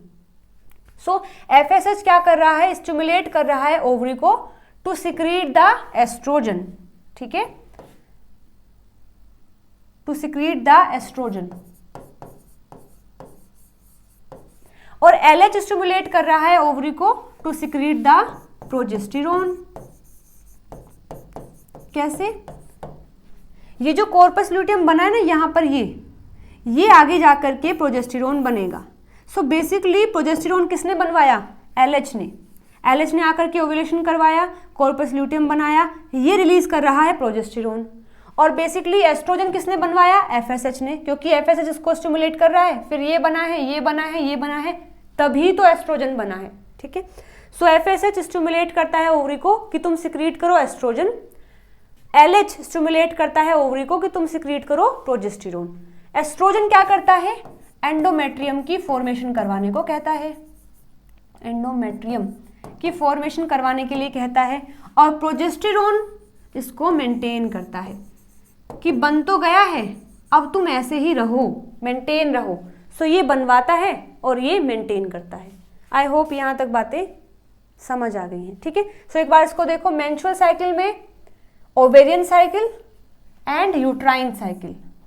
ओवेरियन में oogenesis होगा, ओव्यूलेशन होगा, 3 फेज आएंगी, follicular phase, ovulatory phase, luteal phase. Uterine cycle uterus में रन होगी, एंडोमेट्रियम बनेगा, ब्रेक होगा, divide into 3 phase, menstrual phase, proliferating phase और सिक्रेटरी फेज। दोनों साइकिल साथ में रन होती हैं। तो आई होप यहां तक कोई डाउट नहीं है।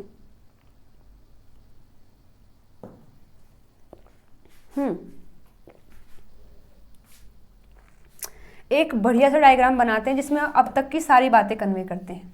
ठीक है, देखो GnRH कहाँ से आया? हाइपोथैलेमस से, और जाकर के एक्ट कर रहा है एंटीरियर पिट्यूटरी पर कि FSH रिलीज करो, LH रिलीज करो।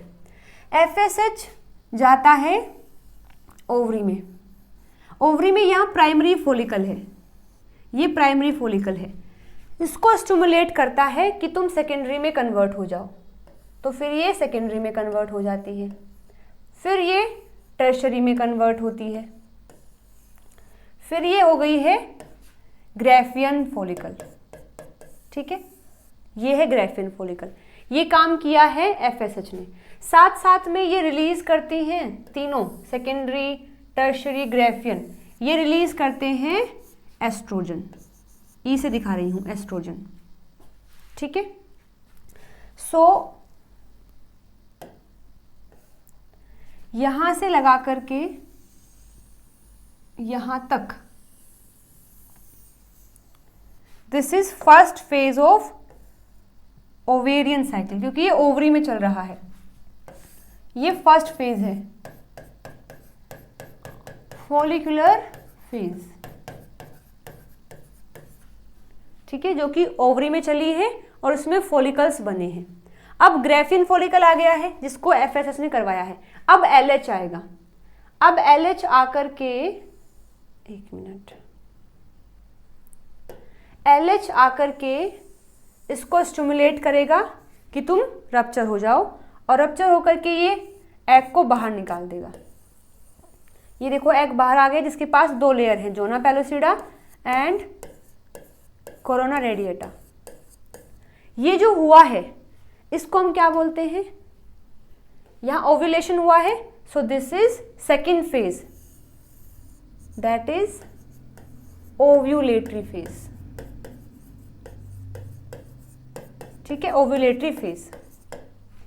अब ये LH इसको रप्चर तो करवाता है, साथ साथ जो रिमेन ग्राफियन फॉलिकल है, जो रिमेन ग्राफियन फॉलिकल है, ये कन्वर्ट हो जाती है कॉर्पस ल्यूटियम में, कॉर्पस ल्यूटियम में कन्वर्ट हो जाते हैं। This is corpus luteum. जब ये कॉर्पस ल्यूटियम बनता है, सो ये 2 काम करता है, ये एस्ट्रोजन को भी रिलीज करता है एज वेल एज प्रोजेस्टेरोन को भी बनवाता है। ठीक है, अब इस फेज को, अब जिसमें कॉर्पस ल्यूटियम बना है और अपना काम कर रहा है, इस फेज को बोलते हैं luteal phase. The third phase is luteal phase. ठीक है, सो ओवरी के अंदर 3 फेज हैं, फॉलिकुलर फेज जिसमें फॉलिकल बना है, ओव्यूलेटरी फेज जिसमें ओव्यूलेशन हुआ है, ल्यूटियल फेज जिसमें कॉर्पस ल्यूटियम बन के अपना काम कर रहा है। ठीक है, सो देखो जैसे ही फॉलिकुलर फेज आती है, यहां एस्ट्रोजन बनना स्टार्ट हो जाता है। ये एस्ट्रोजन जाता है यूट्रस में, कैसे? With the help of blood. और यहां पर एंडोमेट्रियम जो कि सारी ब्रेक हो गई है उसको फिर से बनने के लिए कहता है, और देखो यहां पर एंडोमेट्रियम बनना स्टार्ट हो जाती है। किसके रिस्पेक्ट में? एस्ट्रोजन के रिस्पेक्ट में। सो पहले जितनी भी एंडोमेट्रियम थी वो सारी ब्रेक हो गई थी, वो ब्रेक हो गई थी पहले, जिसको हम बोलेंगे मेंस्ट्रुअल फेज। यहीं से हमारी साइकिल स्टार्ट होती है, मेंस्ट्रुअल फेज, ये फर्स्ट फेज है, ये हो गया था। इसके बाद फिर यहाँ ये फेज चली, फॉलिकुलर फेज। फॉलिकुलर फेज से एस्ट्रोजन आया, फिर से ये बन गई है, इसे बोलते हैं सेकंड, यानी कि प्रोलिफरेटिंग फेज, प्रोलिफरेटिंग फेज, जिसमें एंडोमेट्रियम फिर से प्रोलिफरेट करती है, बनना स्टार्ट होती है। ठीक है, अच्छा, इसके बाद ये जो प्रोजेस्टेरोन है ये आता है और ये आकर के इसको मेंटेन करता है, एज वेल एज यहाँ पर ग्लैंड्स की फॉर्मेशन कर देता है, यहाँ ग्लैंड्स बनवा देता है। और ये ग्लैंड्स कैसी हैं? सिक्रेटरी हैं, यानी कि ये आगे जाकर के फूड को सिक्रेट करेगी। अब जब ऐसा होता है तो उसको बोलते हैं सिक्रेटरी फेज, सिक्रेटरी फेज, जो कि है थर्ड फेज। बस दिस इज द लास्ट। अब अगर ये ब्रेक हो रही है सो वो नेक्स्ट साइकिल में आ जाएगा। ठीक है, सो अभी जो हमने देखा है इन सब बातों से एक बार फिर से इसको समझो। अच्छा ठीक है, इसको समझाऊंगी, पहले ये बता देती हूँ। सो ये हमने देखा, तो सबसे पहले फेज कौन सा आता है? Menstrual phase. सबसे पहले यहाँ से हमारी साइकिल स्टार्ट होती है, मेंस्ट्रुअल फेज। फिर उसके बाद आता है फॉलिकुलर फेज, यूट्रस में हुआ मेंस्ट्रुअल फेज, उसके बाद ओवरी में स्टार्ट हो जाता है फॉलिकुलर फेज। इस फॉलिकुलर फेज की वजह से एस्ट्रोजन बनता है, ये एस्ट्रोजन करवाता है प्रोलिफरेटिंग फेज, इसकी वजह से ये फेज चलता है। फिर यहाँ पर साथ में होता है ओव्यूलेटरी फेज। ओव्यूलेटरी फेज की वजह से कौन सा फेज चलेगा? फिर ल्यूटियल फेज, और ल्यूटियल फेज की वजह से चलता है सिक्रेटरी फेज। एक दूसरे से कनेक्ट हैं, एक भी मिस हुआ साइकिल रुक जाएगी, काम नहीं करेगी। तो जैसे ही मेंस्ट्रुअल फेज कंप्लीट होता है तुरंत एफएसएच बन करके फॉलिकल को बनाना स्टार्ट करता है। जैसे ही फॉलिकल बनते हैं वो जाकर के यूट्रस में प्रोलिफरेटिंग फेज को रन करवाते हैं। जैसे ही चल रही होती है उसके बाद फिर ये भी समहाउ ओव्यूलेटरी फेज को स्टिमुलेट करता है कि ओव्यूलेशन हो जाए। ओव्यूलेशन होते ही ल्यूटियल फेज चलता है, ल्यूटियल फेज से बनता है प्रोजेस्टेरोन, जो आगे जाकर के सिक्रेटरी फेज को चलवाता है। तो एक दूसरे से कनेक्ट है, मेंस्ट्रुअल फेज, फॉलिकुलर फेज और ये वाली फेज साथ में, फिर ओव्यूलेटरी फेज, ये वाली फेज और ये वाली फेज साथ में। ठीक है, एक बार ये डायग्राम जो हमने देखा है ये देखो, सेम डायग्राम है, बस फिर से बता रही हूँ। GnRH, LH, FSH। FSH आकर के स्टिमुलेट करता है प्राइमरी फॉलिकल को, primary follicle, secondary follicle, tertiary follicle और ग्रेफियन फॉलिकल। ये दबा के एस्ट्रोजन को रिलीज करते हैं। एस्ट्रोजन जाता है फिर यूट्रस में कि तुम एंडोमेट्रियम बनाना स्टार्ट कर दो। ठीक है, तो ये वाला फेज कौन सा होगा? Follicular phase. इसके बाद LH आकर के इसको स्टिमुलेट करता है कि अब ओव्यूलेशन कर दो, this is called ovulatory phase. जैसे ही ओव्यूलेशन हो जाता है कॉर्पस ल्यूटियम बनता है, कॉर्पस ल्यूटियम जिसको ल्यूटियल फेज बोलेंगे। कॉर्पस ल्यूटियम रिलीज करता है estrogen as well as progesterone, ये दोनों जाते हैं एंडोमेट्रियम में। ये एस्ट्रोजन जो यहाँ बना है, इसने बनाया है, ये आकर के एक्स्ट्रा थिक करवाता है इसको, पहले से थिक थी ये, उसको और एक्स्ट्रा थिक करवा देगा, और प्रोजेस्टेरोन इसमें ग्लैंड्स की फॉर्मेशन करवा देता है। ठीक है, तो जब ये बनती है दिस इज प्रोलिफरेटिंग फेज, जब ये सिक्रेटरी हो जाती है, यानी इसमें ग्लैंड्स बन जाती हैं, दिस इज सिक्रेटरी फेज, और जब ये ब्रेक होती है तो मेंस्ट्रुअल फेज, ये नेक्स्ट साइकिल स्टार्ट हो जाएगी। ठीक है, सो आई होप बातें समझ आ गई है यहाँ तक। अभी हम इनको डिटेल में पढ़ेंगे सारी फेज को। अच्छा, टाइम कितना हो गया है? 53 मिनट की वीडियो अपनी हो गई है अभी तक। चलो कोई नहीं, तुम्हें समझ आ रही हैं चीज़ें, काफ़ी है इतना। सो हम स्टार्ट करेंगे, अब हर एक फेज को डिटेल में पढ़ेंगे, उसके बाद अपना टॉपिक एंड हो जाएगा। ठीक है, सो सबसे पहले फेज आती है मेंस्ट्रुअल फेज। सबसे पहले आती है मेंस्ट्रुअल फेज, लेकिन मैं यहाँ से स्टार्ट नहीं कर रही हूँ क्योंकि इस फेज को पढ़ने के लिए, क्योंकि इस फेज में क्या होता है, एंडोमेट्रियम का ब्रेक होता है। इस फेज को पढ़ने के लिए पहले हमें एंडोमेट्रियम बनाना पड़ेगा। सो जो सेकेंड फेज है दैट इज फॉलिकुलर फेज, वहां से हम स्टार्ट कर रहे हैं। ठीक है, सो सेकेंड फेज जो है, wait a minute, second phase कौन सी है? Follicular phase in uterus, in ovary, proliferating phase in uterus, इन दोनों को हम सेम भी बोल देते हैं क्योंकि ये साइकिल बिल्कुल सेम टाइम पर चल रही है, सेम यानी कि 6 से 13 डेज तक, बस लोकेशन अलग है कि ये ओवरी में और ये यूट्रस में। सो फॉलिकुलर फेज को ही प्रोलिफरेटिंग फेज भी बोल देते हैं क्योंकि एक दूसरे से कनेक्ट है ये बिल्कुल, ठीक है। होता क्या है इस फेज में, primary follicles in the ovary grow करते हैं, become fully mature graafian follicle, ठीक है। एंडोमेट्रियम यूट्रस में रीजनरेट होना स्टार्ट करती है due to secretion of LH and FSH from the anterior pituitary and ovarian hormone estrogen, ठीक है। अब हमने पढ़ा था कि जो फॉलिकल होते हैं उनमें 2 टाइप के सेल होते हैं, जैसे ये तो प्राइमरी फॉलिकल है जिसमें G सेल है, लेकिन जैसे ये सेकेंडरी में कन्वर्ट होता है, जैसे ही ये सेकेंडरी में कन्वर्ट होता है तो यहां पर थीका की लेयर भी आ जाती है, पढ़ा था ना हमने कि थीका भी आ जाता है और साथ में ये मल्टी लेयर्ड हो जाती है।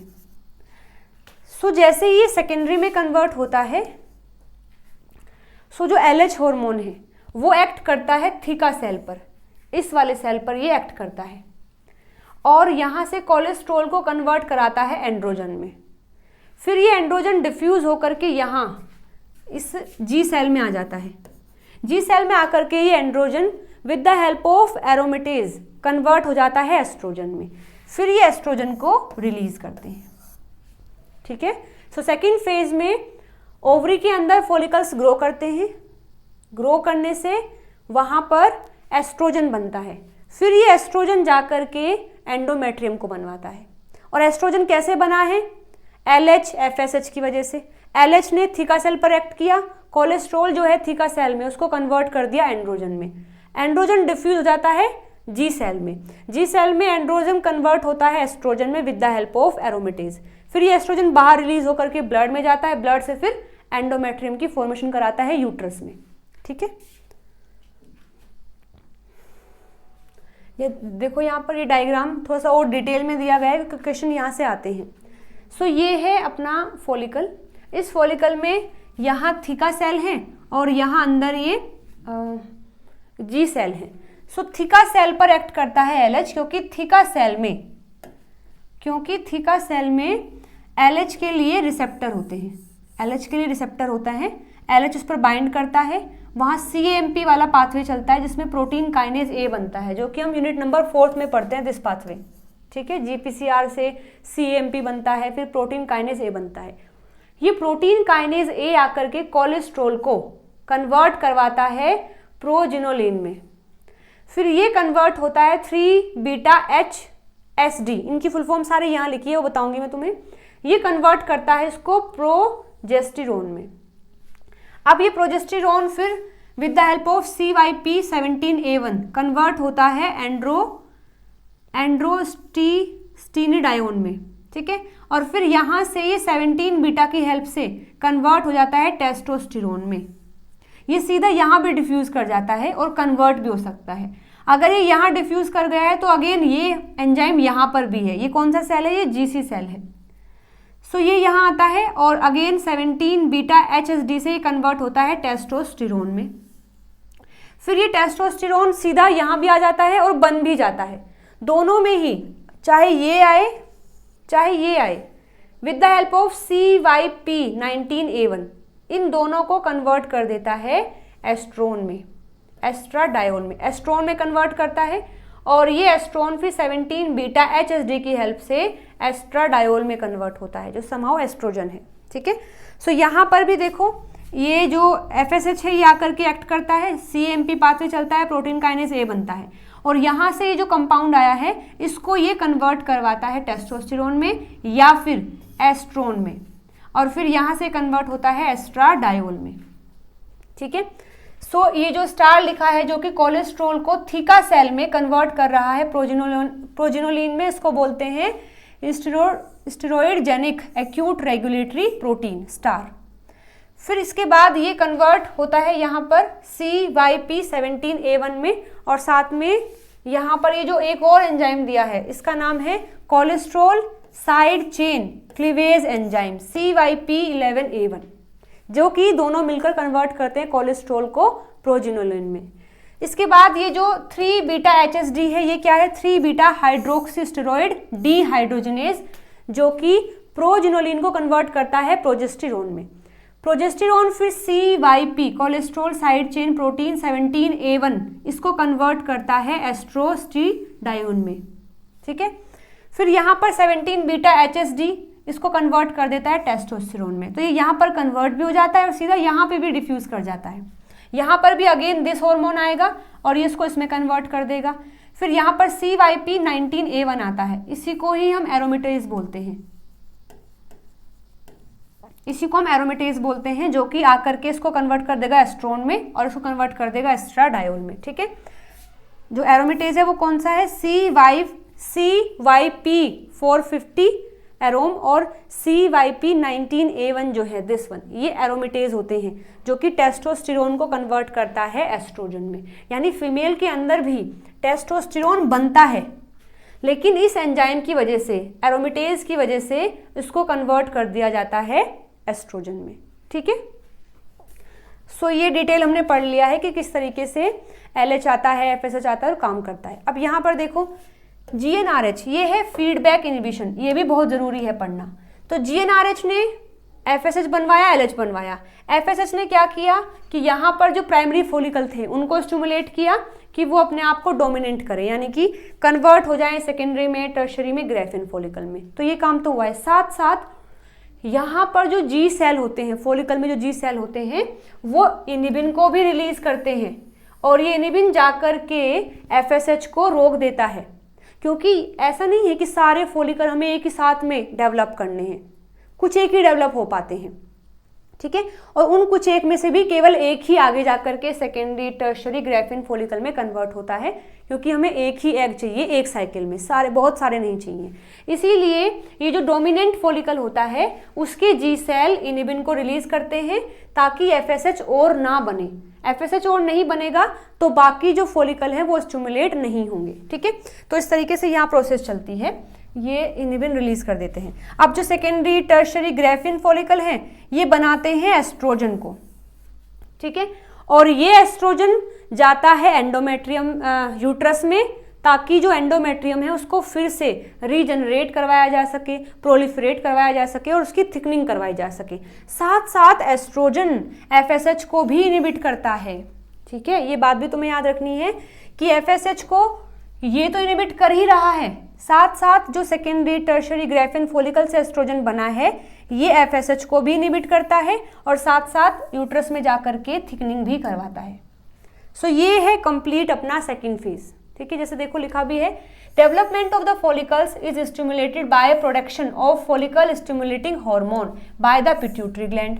Ripening of follicles then result in an increase in estrogen level as estrogen is secreted by the follicular cell. This increase in estrogen level feeds back to the pituitary and suppress further release of FSH. Estrogen FSH के लिए negative feedback का काम करता है कि बस अब और FSH नहीं। The follicles also release a second hormone called inhibin which also suppress the further production of FSH.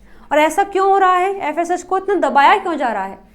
क्योंकि जो फोलिकल बनी है वो ये चाहती है कि कोई और ना बन जाए, बस हम बन गए हैं काफ़ी है, इस साइकिल में मैं बन गई हूँ काफ़ी है, कोई और डेवलप ना करे, तो वो जाकर के उस FSH को इनिबिट कर देती है ताकि और फोलिकल्स अपने आप को डोमिनेंट ना कर ले।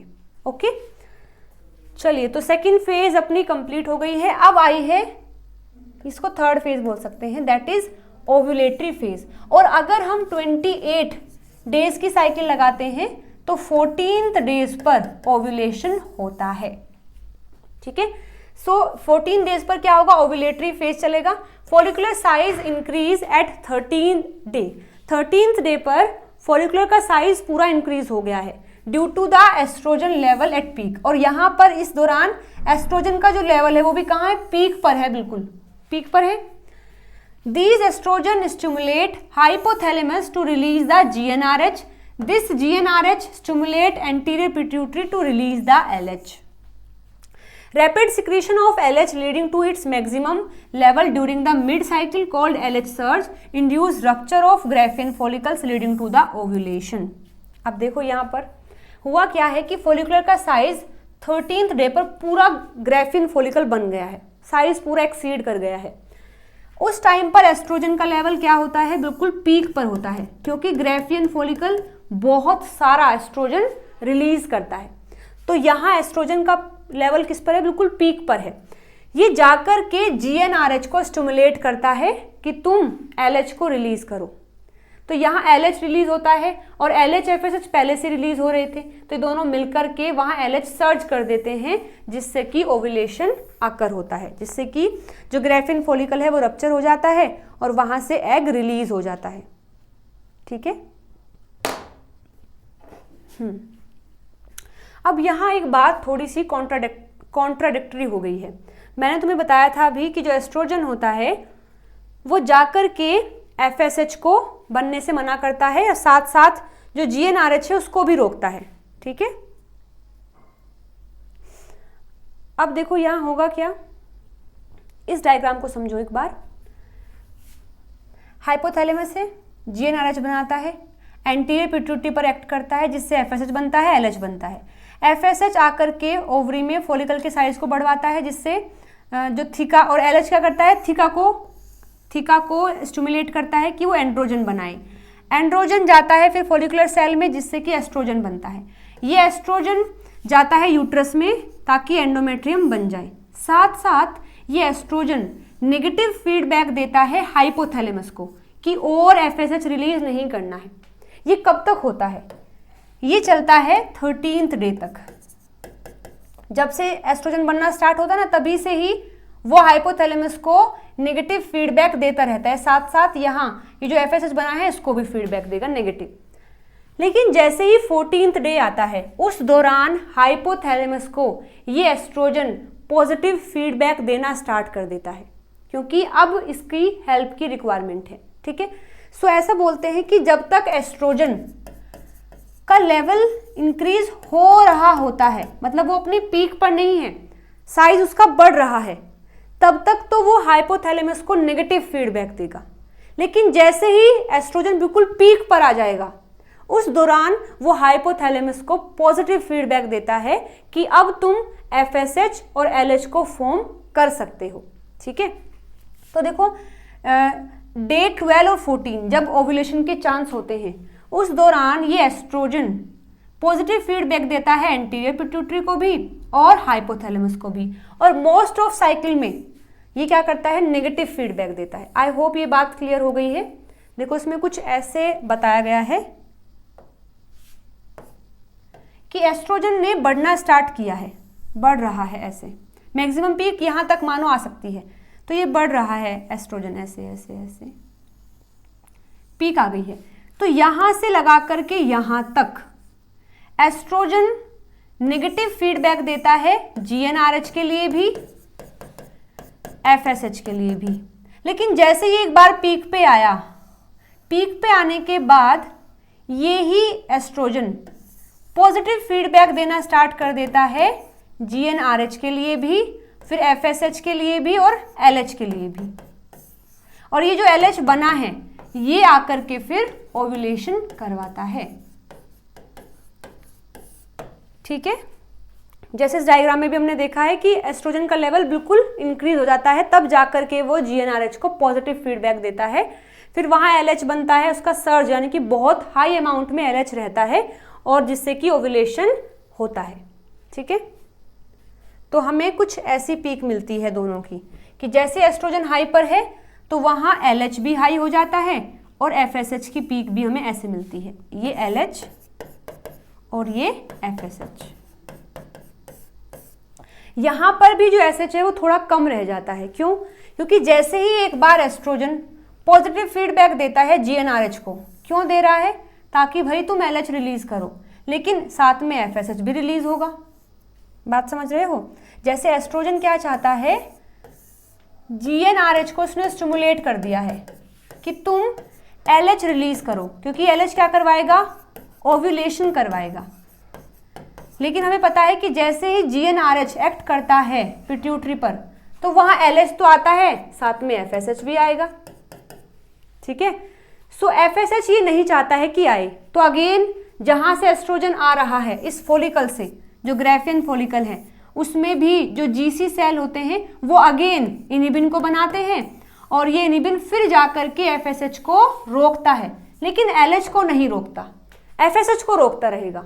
तो एफएसएच की पीक थोड़ी कम रह जाएगी, एलएच की पीक हाई हो जाएगी, क्योंकि एलएच को ऐसा यहाँ कोई रोकने वाला नहीं है, एलएच को बनाने वाला है। एस्ट्रोजन लगातार एलएच को बनवा रहा है और एफएसएच भी बन रहा है, लेकिन एफएसएच को रोकने वाला है, एफएसएच को रोक दिया जाता है, ये बन भी रहा है और रुक भी रहा है, जिससे इसकी पीक थोड़ी कम रह जाती है। एलएच बस बन रहा है, उसको कोई रोकने वाला नहीं है, तो इसको बोलते हैं एलएच सर्ज, यानी कि एलएच पूरा पीक पर आ गया है और जैसे ही एलएच पीक पर होता है वहां ओव्यूलेशन हो जाता है। ठीक है, तो ये डायग्राम देखिए एक बार, ये हमने समझ लिया है। ठीक है, जब ओव्यूलेशन का टाइम होता है तब एस्ट्रोजन आकर के पॉजिटिव फीडबैक देना स्टार्ट कर देता है और बाकी टाइम पर वो नेगेटिव फीडबैक दे रहा होता है। तो एक डायग्राम और देखिए, यहाँ पर देखो, जब फॉलिकुलर फेज आता है, यानी कि जब फॉलिकल्स बन रहे हैं, उस दौरान हाइपोथैलेमस से जीएनआरएच आएगा जो एंटीरियर पिट्यूटरी पर एक्ट करेगा, एफएसएच आएगा, एलएच आएगा। ठीक है, और ये आकर के ओवरी पर एक्ट करते हैं और ओवरी पर एक्ट करने से यहाँ बनता है एस्ट्राडायोल, यानी कि एस्ट्रोजन। एस्ट्रोजन जाकर के नेगेटिव फीडबैक देता है एंटीरियर पिट्यूटरी को भी और हाइपोथैलेमस को भी, क्योंकि यहाँ एस्ट्रोजन फॉलिकुलर फेज में है।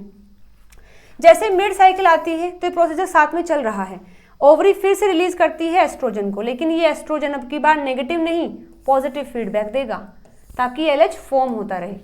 ठीक है, ये कब है? ओव्यूलेटरी फेज में। जैसे ही फिर ल्यूटियल फेज आएगी, अगेन ये फिर से नेगेटिव फीडबैक देना स्टार्ट कर देगा, यानी एस्ट्रोजन एंटीरियर पिट्यूटरी को और हाइपोथैलेमस को केवल पॉजिटिव फीडबैक देता है ओव्यूलेटरी फेज में, बाकी दोनों फेज में नेगेटिव फीडबैक ही देता है। ठीक है, फिर आ जाएगी third phase, that is luteal phase और सिक्रेटरी फेज।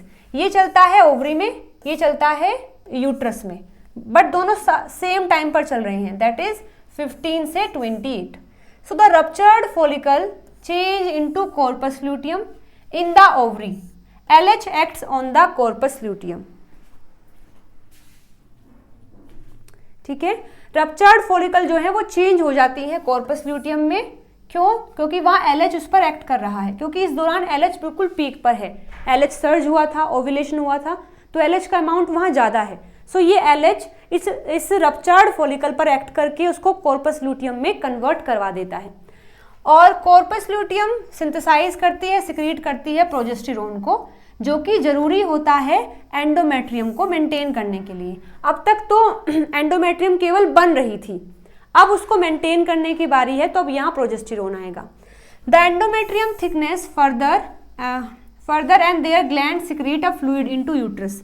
और साथ में जो प्रोजेस्टेरोन होता है ये एंडोमेट्रियम को थिकनेस भी करवाता है और साथ साथ में उसके पास ग्लैंड्स की फॉर्मेशन भी करवा देता है, जो सिक्रीट करती हैं फ्लूइड को यूट्रस के अंदर, इसलिए इसको सिक्रेटरी फेज बोलते हैं।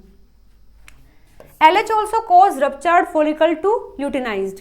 जो LH होता है वो रप्चर्ड फॉलिकल को क्या करता है? ल्यूटिनाइज करता है, forming are transitory endocrine organ called corpus luteum. This looks yellow due to its pigmented lutein cells. Luteus is the Latin word for the yellow, यानी कि वो येलो कलर की दिखाई देती है। द कॉर्पस ल्यूटियम सिक्रीट करता है progesterone को एंड एस्ट्रोजन को। The progesterone levels feed back to the pituitary and suppress the further release of LH। ठीक है, ये जो प्रोजेस्टेरोन होता है ये पिट्यूटरी के पास जाता है और LH को फर्दर फॉर्म होने के लिए मना कर देता है कि LH का काम खत्म हो गया है, अब उसको आगे नहीं बनाना है। ठीक है, इसमें देखिए आगे ल्यूटियल फेज में जो कॉर्पस ल्यूटियम बना है, ये कॉर्पस ल्यूटियम दो हार्मोन रिलीज करता है, progesterone and estrogen. Progesterone maintain करता है एंडोमेट्रियम को और endometrium become highly coiled, highly vascular and become secretory due to this progesterone. And estrogen endometrium की हायर थिकनिंग को करवाता है। ठीक है, जो यहाँ से एस्ट्रोजन आया है। The corpus luteum is limited to around 14 days if the events of fertilization does not occur. होता क्या है, कॉर्पस ल्यूटियम की लाइफ 14 डेज की होती है। अगर वहाँ फ्यूज़न नहीं हुआ उसके बाद कॉर्पस ल्यूटियम डिजनरेट होना स्टार्ट कर देता है, और जैसे ही कॉर्पस ल्यूटियम डिजनरेट हुआ प्रोजेस्टेरोन बनना बंद हो जाएगा, और प्रोजेस्टेरोन अगर नहीं बनेगा तो जो एंडोमेट्रियम है वो मेंटेन नहीं रह पाएगी, ब्रेक होकर के आ जाएगी। ठीक है, सो कॉर्पस ल्यूटियम की जो लाइफ होती है 14 डेज की होती है।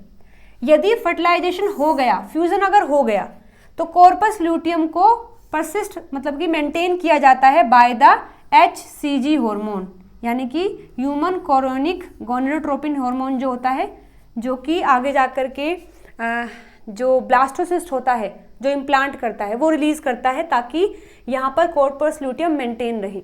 और अगर फ्यूजन नहीं हुआ तो कॉर्पस ल्यूटियम डिजनरेट हो जाता है, जिसको कॉर्पस ल्यूटियम मेंस्ट्रुअलिस बोलते हैं। ठीक है, सो देखो कॉर्पस ल्यूटियम की लाइफ 14 डेज की है। अगर फ्यूजन नहीं हुआ तो HCG हार्मोन नहीं आएगा, और HCG हार्मोन नहीं आएगा सो कॉर्पस ल्यूटियम डिजनरेट हो जाता है। और अगर फ्यूजन हो गया है सो ये HCG हार्मोन बनेगा, ये आकर के कॉर्पस ल्यूटियम को मेंटेन करेगा। फिर कॉर्पस ल्यूटियम प्रोजेस्टेरोन बनाएगा, वो एंडोमेट्रियम को मेंटेन करेगा। ठीक है, तो देखो जैसे यहाँ पर ये पूरा स्ट्रक्चर दिखाया गया है। यदि फ्यूजन नहीं हुआ है सो कॉर्पस ल्यूटियम डिजनरेट हो जाता है स्मॉल वाइट फाइब्रस कैर्स में, जिसको हम कॉर्पस एल्बिकेंस बोलते हैं। जैसे यहाँ पर दिखाया गया कॉर्पस एल्बिकेंस।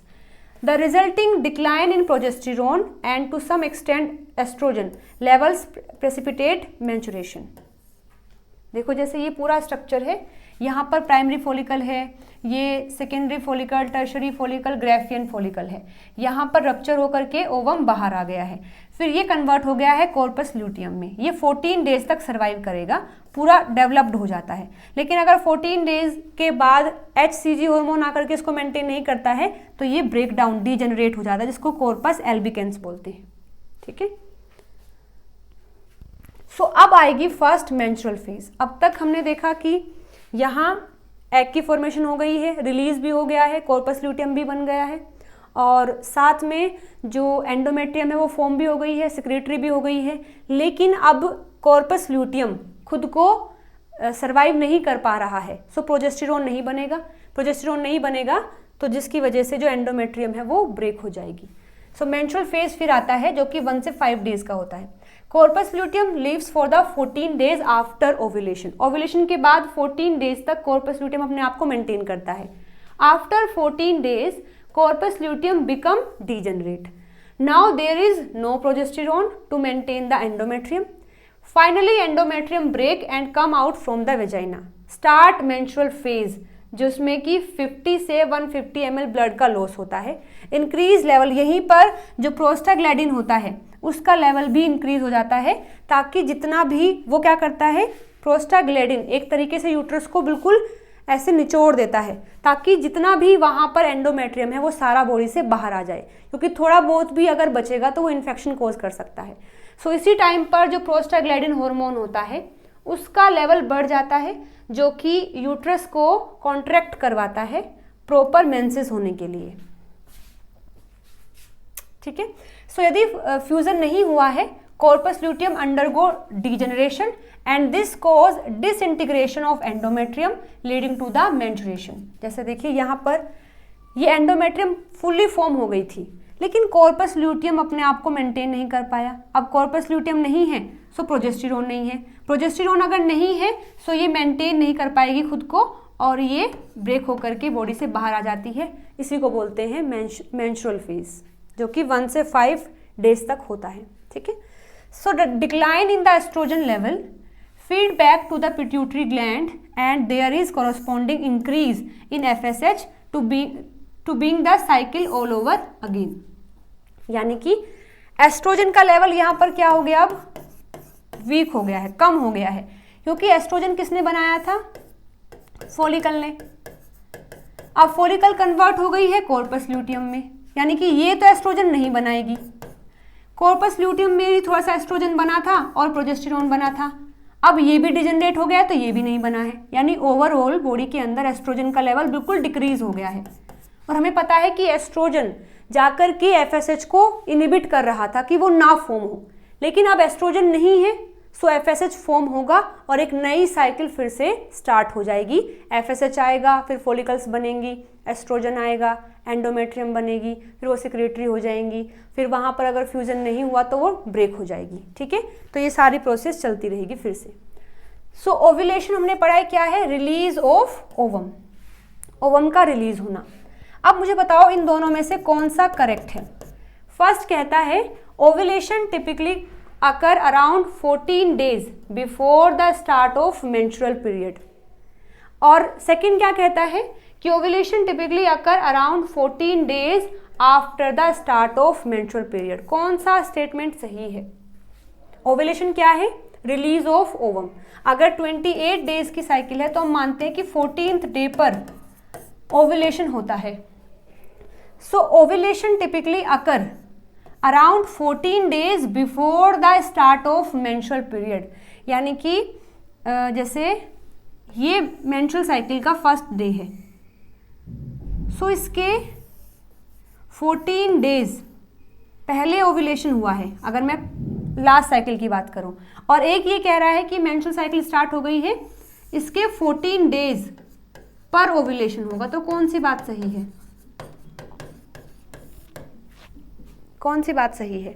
बात ये फर्स्ट वाले सही है, क्योंकि ओव्यूलेशन का टाइम हम मेंस्ट्रुअल साइकिल से आगे कैलकुलेट नहीं कर सकते, उसके पीछे कैलकुलेट करेंगे। क्योंकि देखो हमें पता है कि यहाँ ओव्यूलेशन अगर हो गया है, इसके बाद आता है ल्यूटियल फेज। ल्यूटियल फेज में क्या बनता है? कॉर्पस ल्यूटियम बनता है। कॉर्पस ल्यूटियम की लाइफ 14 डेज की होती है। कॉर्पस ल्यूटियम की जो टाइमिंग है वो 14 डेज की होती है। सो ये टाइम तो बिल्कुल फिक्स है, चाहे वो साइकिल 28 डेज की हो, 35 डेज की हो, 45 डेज की हो। ओव्यूलेशन के बाद का टाइम तो फिक्स रहेगा, बस 14 डेज। 14 डेज के बाद मेंस्ट्रुएशन स्टार्ट हो जाएगी और नई साइकिल स्टार्ट हो जाएगी। सो अगर 28 हम बोलते हैं फिर तो ठीक है कि 14 पर ओव्यूलेशन होगा, 14 डेज बाद के हैं। लेकिन अगर मैं कहूँ कि साइकिल 30 डेज की है, सो ये 14 तो फिक्स रहेंगे, एक्स्ट्रा टाइम जो आएगा वो ओव्यूलेशन से पहले का आएगा।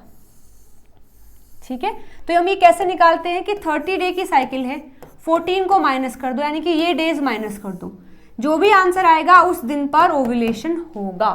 ठीक है, सो आई होप ये बात समझ आ गई है। इसमें देखिए यहाँ पर ये देखो, ये पार्ट है मेंस्ट्रुएशन फेज का, ये है फॉलिकुलर फेज का, और ओव्यूलेशन यहाँ पर 14 डेज पर हो रहा है।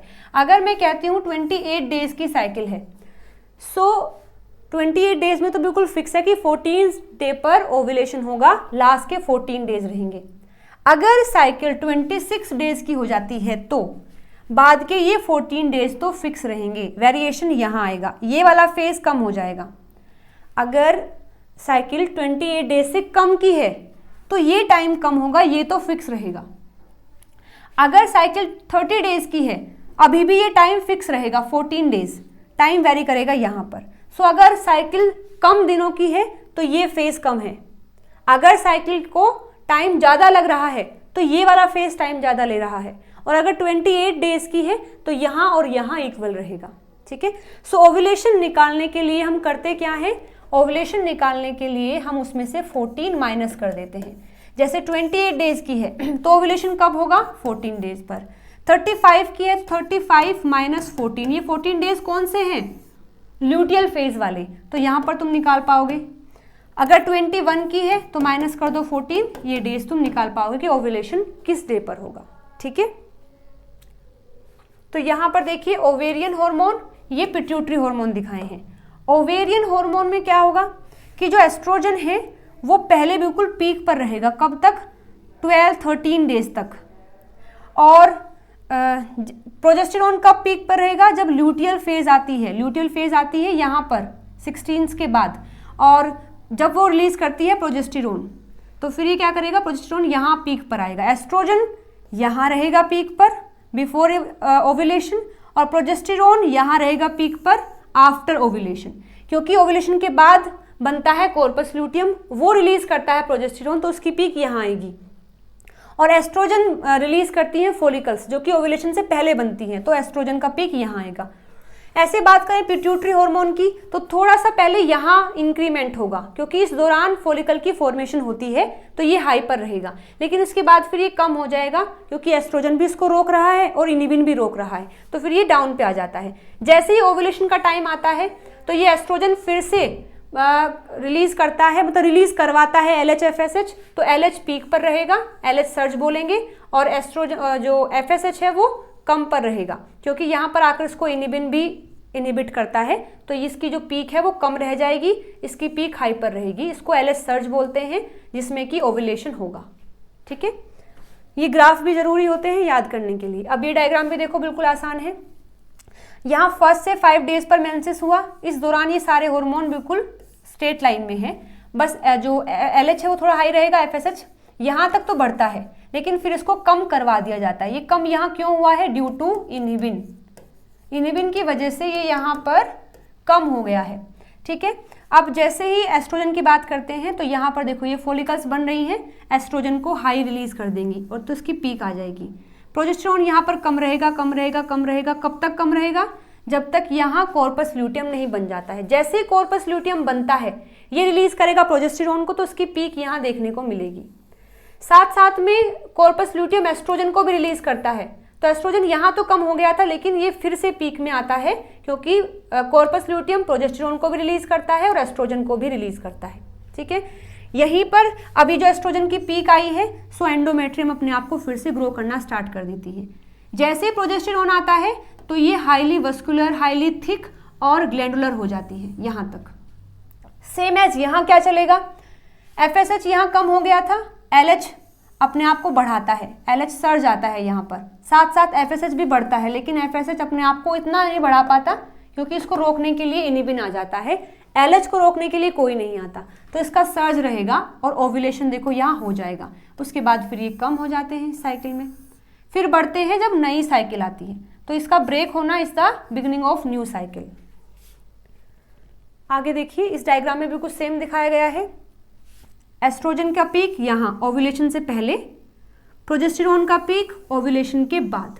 एस्ट्रोजन की 2 पीक आती हैं, before ovulation due to the follicles and after ovulation due to the corpus luteum.